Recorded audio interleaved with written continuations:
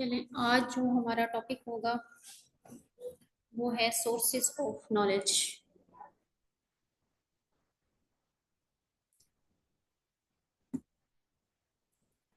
बोलिए आपने पीपीटी, इसको ओपन कर लें। ये हमने कल पढ़ लिया था कि रिसर्च क्या है। इंट्रोडक्शन हमारी हो गई थी कि व्हाट इज रिसर्च। जैसे मैंने आप लोगों को बताया था, रिसर्च का मतलब दोबारा से सर्च करना, कोई भी चीज रिफाइन करने के लिए, नॉलेज मजीद इन्हेंस करने के लिए, तो वो रिसर्च हो गई।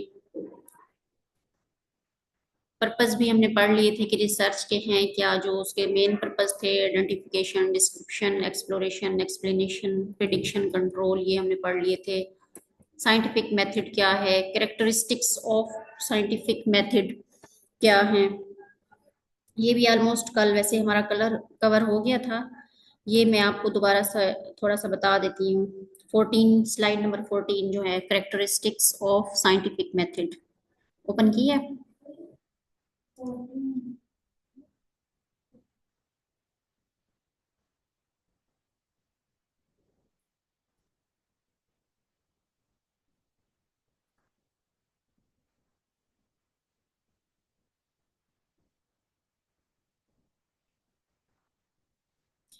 कैरेक्टरिस्टिक्स ऑफ साइंटिफिक मेथड में वो कहते हैं कि they are orderly a systematic process, scientist attempt to control external factors that are not under direct investigations. अब साइंटिफिक का मेथड्स का मतलब ही ये होता है कि जो हमारा कोई भी प्रोसीजर अगर हम कर रहे हैं, रिसर्च कर रहे हैं या कोई भी साइंटिफिक प्रोसीजर कर रहे हैं, तो हमारे जो इन्वायरमेंट के फैक्टर हैं, एक्सटर्नल फैक्टर्स हैं, उन चीज़ों पे जो हमारा तजर्बा हो रहा है। जैसे कि हम कहते हैं कि साइंटिस्ट्स जो हैं वो तजर्बे करते हैं या एक्सपेरिमेंट्स करते हैं, उन एक्सपेरिमेंट्स पे जो एक्सटर्नल फैक्टर है वो इफेक्ट ना करें। मकसद ये होता है मेन। अगर एक्सटर्नल फैक्टर्स इफेक्ट करेंगे फिर तो वो सही नहीं होगा, इसीलिए वो उसको कंट्रोल्ड इन्वायरमेंट में रखते हैं। जैसे हम कहते हैं ना कि टेस्ट जो लेबोरेटरी में फॉर एग्जांपल कोई टेस्ट हो रहा है, कल्चर हो रहा है, तो वो एक कंट्रोल्ड इन्वायरमेंट में होता है ना, जिसमें कल्चर को देखते हैं, ग्रो करके देखते हैं, बैक्टीरिया ग्रो होते हैं नहीं होते, तो वो एक किस्म का एक्सपेरिमेंट हो गया कंट्रोल इन्वायरमेंट में। अब ये भी उसका साइंटिफिक मेथड का एक कैरेक्टर है कि कंट्रोल इन्वायरमेंट में रख के हम कोई भी प्रोसीजर करते हैं। Their findings are based on empirical evidences. जो भी इम्पीरिकल एविडेंस है, इम्पीरिकल का मतलब जो प्रैक्टिकली हम कर रहे हैं काम, जो भी एविडेंसेस हैं उसके बेस पे उसकी फाइंडिंग्स बेस कर रही होती हैं। Finding of scientific method can be generalized which means that they can be used in situations other than the under study. अब जनरलाइजेशन का मतलब क्या होता है कि एक पॉइंट से लेके आगे एक्सटेंड करना। अगर फॉर एग्जांपल कोई भी साइंटिस्ट ने कोई एक्सपेरिमेंट किया है, कोई भी एक्सपेरिमेंट की है, उसके जो रिजल्ट्स निकले हैं वो फिर मजीद कोई और बंदा भी यूज कर सकता है। अब जैसे हम कहते हैं ना कि जो एलेक्जेंडर था, उसने एम्पिसिलिन वो इजाद किया, तो वो उसका जो एक्सपेरिमेंट था एम्पिसिलिन वाला, तो वो उसका जनरलाइज हुआ ना। अब थ्रू आउट द वर्ल्ड, पूरी दुनिया में ये एंटीबायोटिक यूज हो रहा है इन्फेक्शंस को कंट्रोल करने के लिए। ऐसे समझे कि उसका वो एक्सपेरिमेंट जनरलाइज हो गया, पूरी दुनिया में यूज होना शुरू हो गया। जनरलाइजेशन का मतलब ये होता है कि जो हमारे साइंटिफिक मेथड, जो सही अच्छे वाले साइंटिफिक मेथड होते हैं, वो जनरलाइज होते हैं, वो यूज होते हैं आगे। They are based on assumptions और हाइपोथेसिस। हाइपोथेसिस और अजम्पशन पे बेस कर रही होती हैं। अब दो वर्ड होते हैं, हाइपोथेसिस और अजम्पशन। हाइपोथेसिस हम शुरू से पढ़ते आ रहे हैं कि किसी भी मफरूजे को कहते हैं। अब अजम्पशन का मतलब भी यही होता है कि जो हम अज्यूम करते हैं, जो हम सोच रहे होते हैं। दोनों का मतलब अल्टरनेटिवली एक ही बन रहा है, लेकिन इसमें फर्क क्या होता है। अजम्पशंस हमारी वैसे थॉट्स होती हैं और हाइपोथेसिस जो है वो टेस्टेबल होते हैं, टेस्टेबल स्टेटमेंट होती है। अब जैसे मैं अगर मैं कहती हूँ कि मेरी रिसर्च में ये एजम्पशंस हैं मेरी, उनको मैं आगे टेस्ट नहीं करती, बस अपनी परसेप्शंस में बता रही होती हूँ कि ये चीजें मेरे मेरे मेरे बारे में ऐसा हो सकता है, मतलब ये इस रिसर्च के बारे में। फिर जो हाइपोथेसिस है, हाइपोथेसिस को मैं टेस्ट करूंगी, कोई एक स्टेटमेंट बना के फिर उसको टेस्ट करूंगी। अब फॉर एग्जांपल जैसे मेरी जो रिसर्च थी एमएसएन में, उसमें था कि प्री टर्म में हाइपर बिलिरुबिनीमिया मैंने देखना था। मैंने एक हाइपोथेसिस बनाया कि आरएच फैक्टर और एबीओ इनकम्पेटिबिलिटी जो है वो काज करते हैं hyperbilirubinemia in preterm infants. तो वो क्या हो गया, हाइपोथेसिस। फिर जब मैं रिसर्च करूंगी तो मैं उसको टेस्ट लगा के चेक करूंगी कि आया मेरा हाइपोथेसिस ठीक था या नहीं था। टेस्ट अब आप लोगों को पता चलेंगे जब आप बायोस्टैट पढ़ोगे ना, उसमें टेस्ट डिफरेंट लगते होते हैं हर वेरिएबल को चेक करने के लिए। तो फर्क मेन यही है, ये बात आपने माइंड में रखना है, ये अक्सर एमसीक्यू में आता है। हाँ, अजम्पशन में टेस्ट नहीं अप्लाई होता, उसको हम टेस्ट नहीं कर सकते, assumptions आर नॉट टेस्टेबल। हाँ, they are basically conducted to develop और टेस्ट थ्योरीज। मोस्टली जो साइंटिफिक मेथड्स हैं वो किस लिए बनाए जाते हैं, ताकि थ्योरीज को हम टेस्ट कर सकें। अब स्टेप्स के कौन कौन से हैं, steps of scientific method, steps scientific method के कौन कौन से हैं। सबसे पहले हमने क्या करना है, selecting the topic and identifying the problem. सबसे पहले हम एक टॉपिक सिलेक्ट करते हैं और आइडेंटिफाई करते हैं एक प्रॉब्लम को। Defining the objective of the study, फिर हम अपनी स्टडी के ऑब्जेक्टिव को डिफाइन करते हैं कि ये स्टडी हम इसलिए कर रहे हैं, ये हमारे ऑब्जेक्टिव्स हैं। Reviewing the literature from theory and other related studies. अब थ्योरी को जो लिटरेचर है वो क्या है, लिटरेचर आपके माइंड में क्या आता है? लिटरेचर का मतलब ये होता है कि जैसे हम कोई भी, अभी आप अगर बुक्स रिसर्च की आप बुक पढ़ोगे, वो एक किस्म की लिटरेचर हो गई ना, कि लोगों ने वो बुक लिखी जिसको आप लोग पढ़ रहे हो। वो बुक भी तो एक्सपेरिमेंट्स करके, एविडेंस बेस्ड प्रैक्टिसेस करके ही लिखी गई है ना। फॉर एग्जाम्पल, अगर हम कोई हेल्थ असेसमेंट की बुक पढ़ रहे हैं या कोई भी बुक पढ़ रहे हैं, वो एक किस्म का लिटरेचर हो जाता है। या फिर हम नेट से कुछ सर्च करके ऑथेंटिक सोर्स से कोई भी आर्टिकल पढ़ रहे हैं जो ऑलरेडी प्रीवियस रिसर्चेस हुई हुई हैं, उनका एक आर्टिकल पढ़ रहे हैं, तो वो लिटरेचर में आ जाता है। जो भी इस तरह का हम अगर कोई नॉलेज लेते हैं वो लिटरेचर सोर्स होता है। फिर उसके बाद नेक्स्ट स्टेप क्या होगा, defining concepts and variable to be studied. फिर आपने अपने वेरिएबल्स को डिफाइन करना होता है जो स्टडी में आपने स्टडी करनी होती है। जैसे मैंने कल आप लोगों को बताया, अगर हम कुछ पार्टिसिपेंट ले रहे हैं मेल फीमेल, तो मेल फीमेल हमारे वेरिएबल हो गए। सेम इसी तरह उनकी अगर हम एज कैटेगरीज ले रहे हैं कि लेस देन 50 हमने लेने हैं, लेस देन 20 लेने हैं, कौन सी एज के लेना है, तो एज उनका एक वेरिएबल हो गया। फिर हमने अपने सारे वेरिएबल्स को डिफाइन करना है कि ये चीजें हमारी इंक्लूड होंगी उसमें स्टडी में। मुझे लगता है कि इसका चार्जिंग खत्म हो गई है।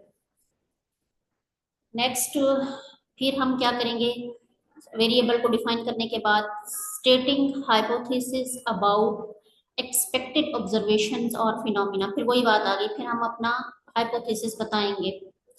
फिर नेक्स्ट क्या करेंगे, आइडेंटिफाइंग अजम्पशंस एंड इम्प्लीकेशंस। क्या अजम्पशंस हैं, हम क्या अज्यूम करते हैं, हमारी जो परसेप्शंस हैं वो क्या हैं, और उसकी इम्प्लीकेशन का मतलब होता है usage.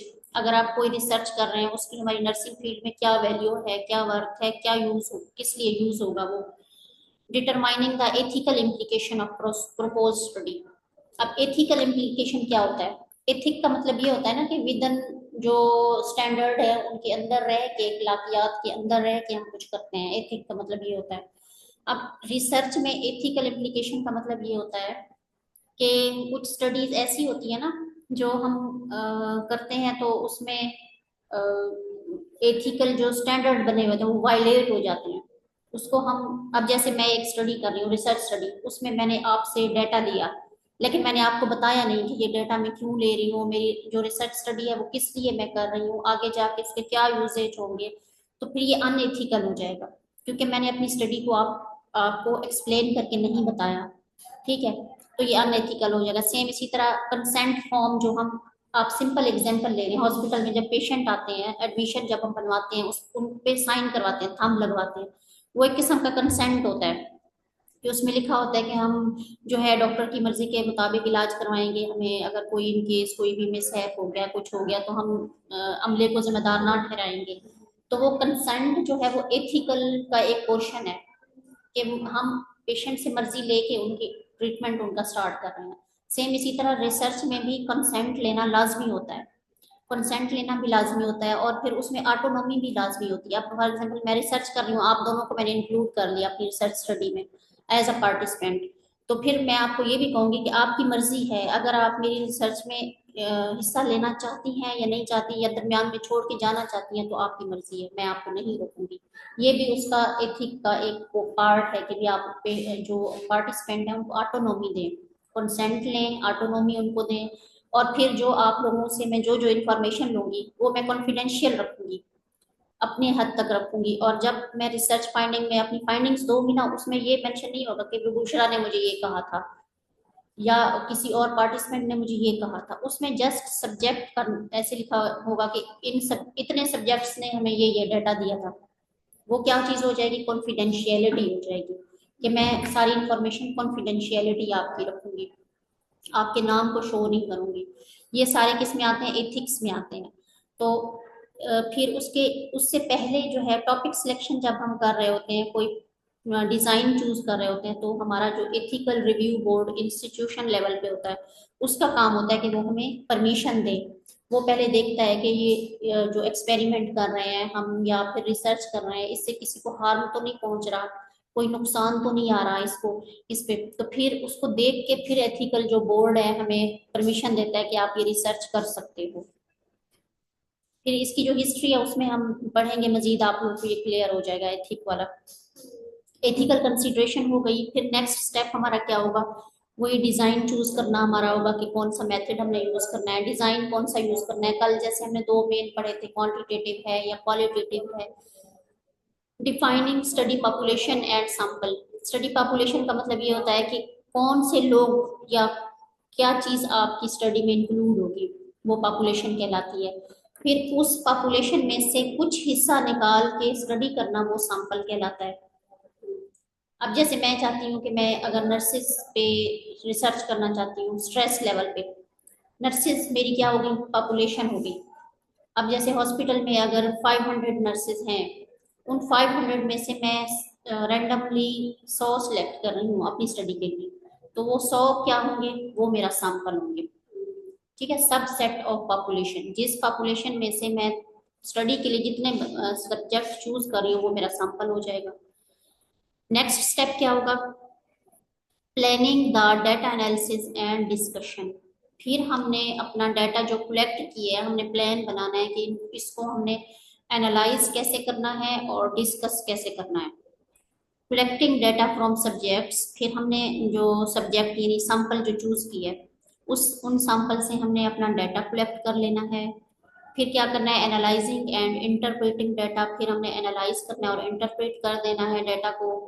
Communicating findings of the study, फिर हमने जो फाइंडिंग्स या रिजल्ट्स निकाले हैं उनको मजीद कम्युनिकेट कर दें, डिससेमिनेट कर दें। ये क्या है, ये सारे स्टेप्स हैं और ये स्टेप इंपॉर्टेंट है साइंटिफिक स्टडी के। समझ आ गई है।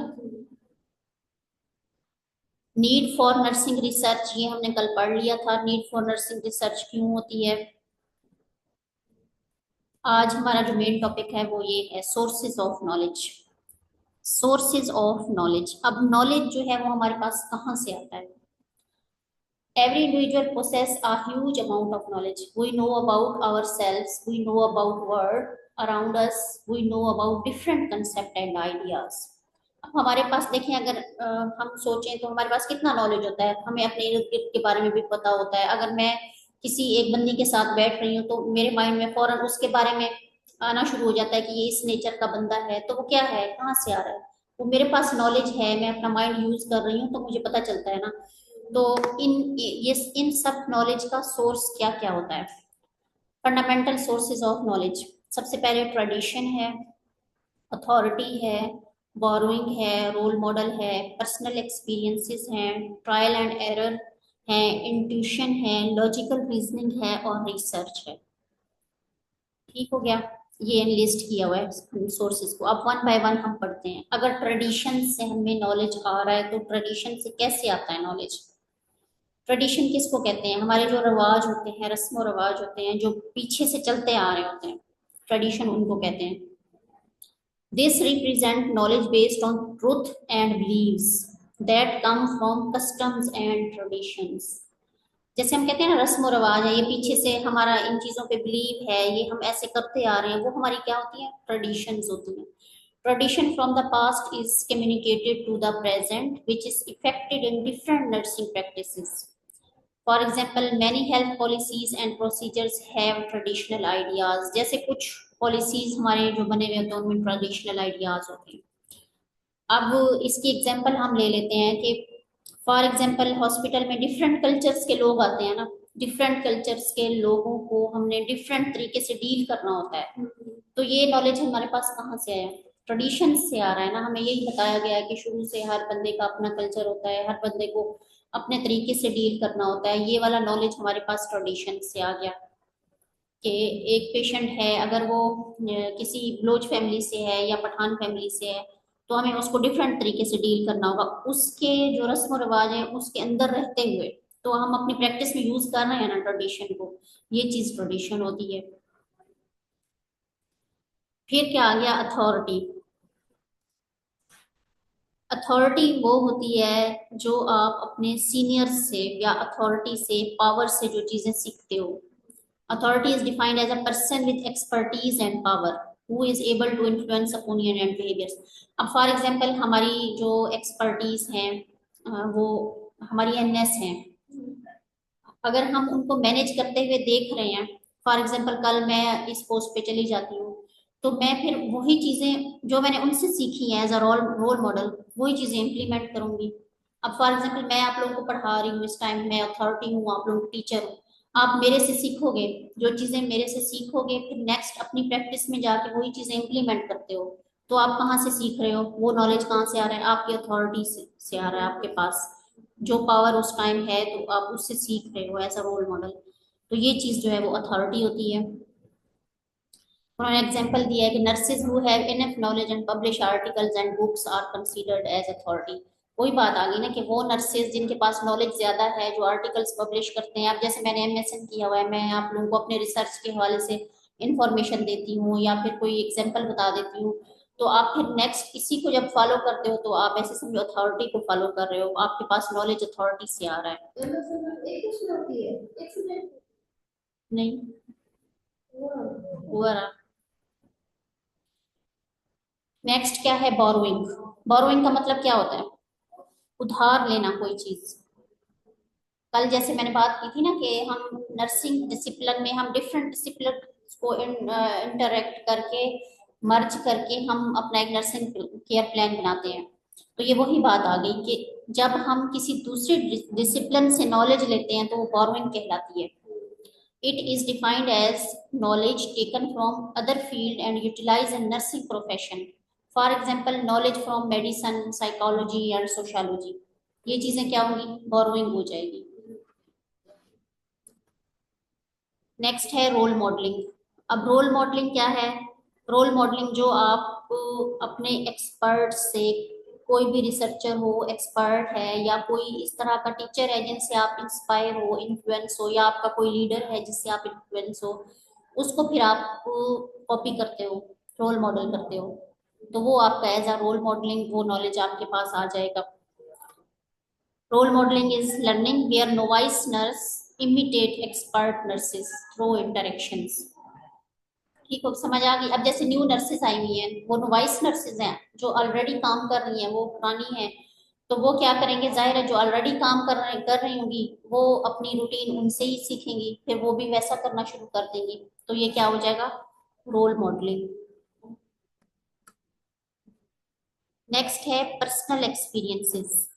पर्सनल एक्सपीरियंसेस हमारी यही होती हैं जो हम प्रीवियस हमें, अब जैसे अगर हम स्टूडेंट लाइफ में हमने जो चीजें सीखी हैं वही आके हम अपना फर्स्ट नोवाइस नर्स जो है वो इम्प्लीमेंट करना शुरू कर देगी पर्सनल एक्सपीरियंस से। या फिर हम जैसे एक डिपार्टमेंट में ऑलरेडी काम कर रहे हैं, उन पेशेंट्स को हमें डील करना आ गया है, फिर हम किसी और डिपार्टमेंट में काम करते हैं, तो हमारे माइंड में यही चीजें आएंगी कि हमने किस तरह से पहले लोगों को डील किया था।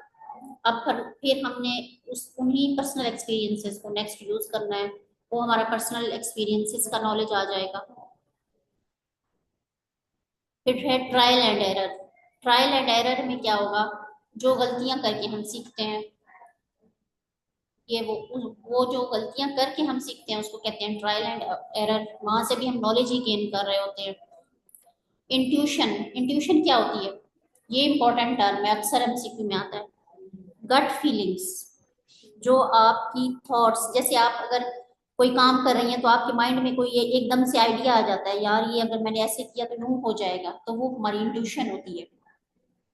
Intuition is a insight understanding of situation और events as a whole that can not be explained logically, जिनको हम लॉजिकली नहीं एक्सप्लेन कर सकते, वो चीजें जो है ना वो हमारी गट फीलिंग्स होती हैं, हमारी अंदरूनी ख्यालात होते हैं, हमारे बिलीव्स होते हैं, वो इंट्यूशंस आते हैं। फिर है रीजनिंग।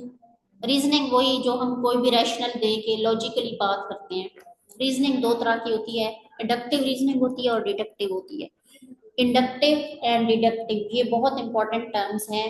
आप लोग जो है ना अपनी कोई साथ में कॉपी शॉपी लेके आया करें, लिखा करें, जो मैं आपको कहती हूँ इंपॉर्टेंट चीजें हैं ना वो साथ में मेंशन किया करें। अब इंडक्टिव में क्या होता है कि जब हम एक पॉइंट से आगे जनरलाइज की तरफ जा रहे होते हैं, ठीक है, अब जैसे एक डिजीज है डायबिटीज मेलाइटस, वो एक पॉइंट हो गया, फिर मैं चाहती हूँ मैं डायबिटीज के बारे में मजीद पढूं, मैं उसके साइन सिम्टम भी देखूंगी, क्लिनिकल मैनिफेस्टेशंस, उसकी ट्रीटमेंट, उसकी कॉम्प्लिकेशंस, उसका नर्सिंग केयर, उसका मेडिकल ट्रीटमेंट, सारा कुछ देखूंगी आगे जाके। तो ये क्या होगी, इंडक्टिव रीजनिंग होगी। फिर जो डिडक्टिव होगी वो क्या होगा कि काफी सारी जो जनरल से चीजें हैं वो हम स्पेसिफिक की तरफ आएंगे। अब जैसे एक पेशेंट आपके पास आया है, उसका शुगर लेवल भी हाई है, उसका ब्लड प्रेशर भी हाई है, उसको जो है वो चेस्ट पेन भी हो रहा है, आपने उसके ये हिस्ट्री ली कि ये कंप्लेंट्स है, उसको वो जनरलाइज हो गया ना सारी सिम्टम्स मिक्स करके। फिर आप एक पॉइंट पे आओगे कि ये सारी चीजें उसको क्यों हो रही हैं, फिर आप जाके जज करोगे, हाँ इसको जो है ये चीजें जो है वो हाइपरटेंशन की वजह से हो रही है, या डायबिटीज की वजह से हो रही है, या उसको कोई हार्ट प्रॉब्लम है। आप स्पेसिफिक पॉइंट की तरफ आ गए, तो ये क्या होगी, डिडक्टिव रीजनिंग। जो हम डायग्नोज बनाते हैं उसमें हम डिडक्टिव रीजनिंग बनाते हैं। अब जैसे डॉक्टर्स के पास एक पेशेंट आया है, डॉक्टर उसकी सारी इन्वेस्टिगेशन करवाता है, उसकी ईसीजी करवाता है, उसकी हिस्ट्री सारी लेता है, तो वो क्या करना चाह रहा है, वो जर्नलाइज से एक स्पेसिफिक पॉइंट की तरफ आना चाहता है, फिर लास्ट में वो डायग्नोज करता है कि इसको ये बीमारी है। तो ये क्या होगी, डिडक्टिव रीजनिंग है ये।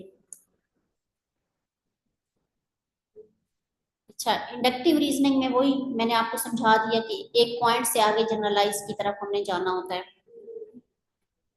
अब जैसे अगर नर्स ऑब्जर्व करिए एक पेशेंट परेशान है, तो वो आगे उसको एक्सप्लोर करेगी कि वो क्यों परेशान है, तो ये इंडक्टिव में आ जाएगा।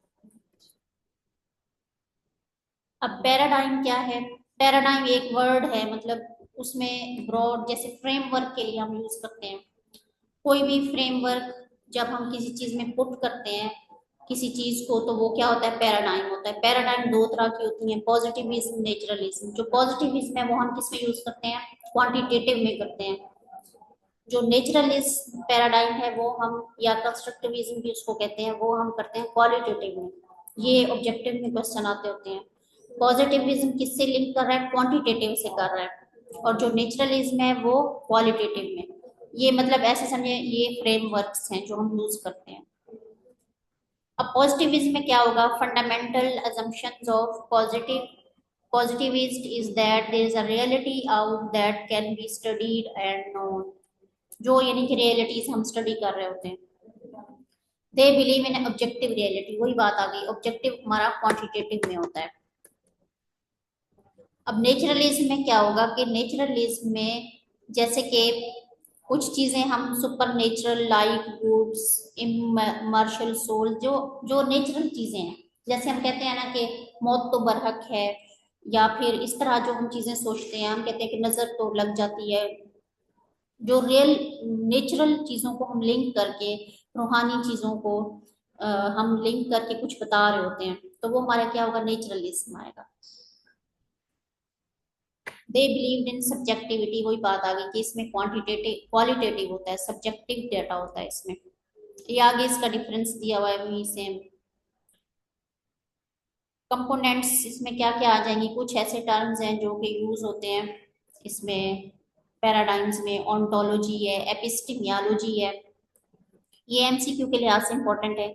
ऑन्टोलॉजी में वही है, नेचर और रियलिटी को हम स्टडी करते हैं, उसको ऑन्टोलॉजी कहते हैं। फिर एपिस्टेमियोलॉजी में क्या होता है कि नॉलेज, स्टडी ऑफ नॉलेज को ऐसे समझे एपिस्टेमियोलॉजी कहते हैं। किसी भी नॉलेज के बारे में जब हम जान रहे होते हैं, उसका नेचर को जान रहे होते हैं, तो एपिस्टेमियोलॉजी कहलाती है, एपिस्टेमियोलॉजी कहलाती है।